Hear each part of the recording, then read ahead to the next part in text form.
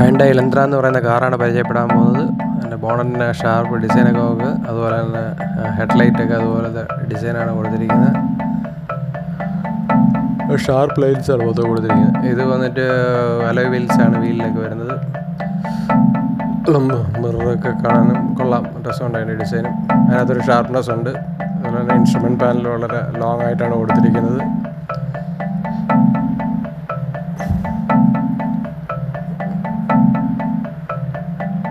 ബാക്കിലേക്ക് നോക്കുവാണെങ്കിൽ നമ്മൾ നല്ല ലെഗ് സ്പേസ് ഒക്കെ ഉണ്ട്. അവിടെ പിന്നെ AC യുടെ വെൻ്റൊക്കെ കൊടുത്തിട്ടുണ്ട്, ബാക്കിലുള്ളവർക്കും കിട്ടും. അപ്പോൾ ഇത് വന്നിട്ട് കപ്പ് ഹോൾഡർ ആം റെസ്റ്റ് കൊടുത്തിട്ടുണ്ട് സെൻറ്ററിൽ.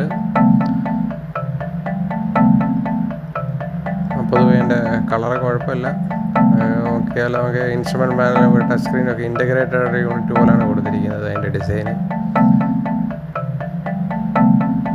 സ്റ്റിയറിങ്ങിലും അത്യാവശ്യം അതിൻ്റെ കൺട്രോൾസ് എല്ലാം കൊടുത്തിട്ടുണ്ട്, ഓഡിയോയുടെയും.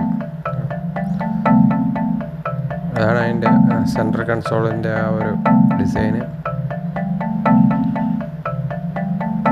ഡോറിൻ്റെതിനകത്ത് നോക്കുകയാണെങ്കിൽ ഡോറിൽ അത്യാവശ്യം അതിൻ്റെ മിറർ അഡ്ജസ്റ്റ് ചെയ്യാനുള്ള ഇതുണ്ട്. അതുപോലെ സീറ്റ് നോക്കുകയാണെങ്കിൽ സീറ്റ് മാനുവൽ അഡ്ജസ്റ്റ്മെൻ്റ് ഉണ്ട് അതിനകത്ത്.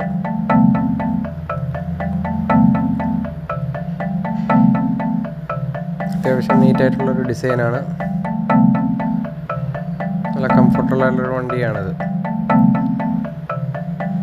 ബാക്കിലൊക്കെ നോക്കിയാൽ നല്ല സീറ്റിനൊക്കെ നല്ല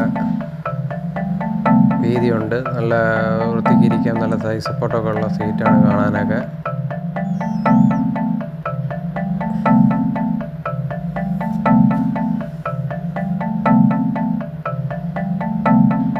സൺറൂഫ് കൊടുത്തിട്ടില്ല ഈ വണ്ടിയിൽ, അത് ഈ മോഡലിലില്ല സൺറൂഫൊന്നും. കാണാൻ നല്ല രസമുണ്ട്. ഇൻസ്ട്രുമെൻറ്റ് പാനൽ ഡിസൈനൊക്കെ നല്ല രസമാണ് ഇവിടെ നിന്ന് കാണാൻ.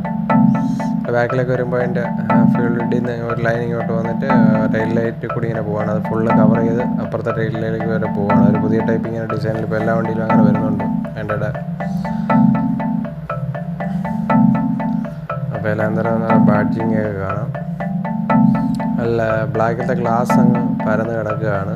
അതായത് അത്രയും ഷാർപ്പായിട്ടുള്ള രീതിയാണ്. പക്ഷെ അകത്ത് അത്രയും ഡിസ്കംഫോർട്ടൊന്നുമില്ല അതിൻ്റെ.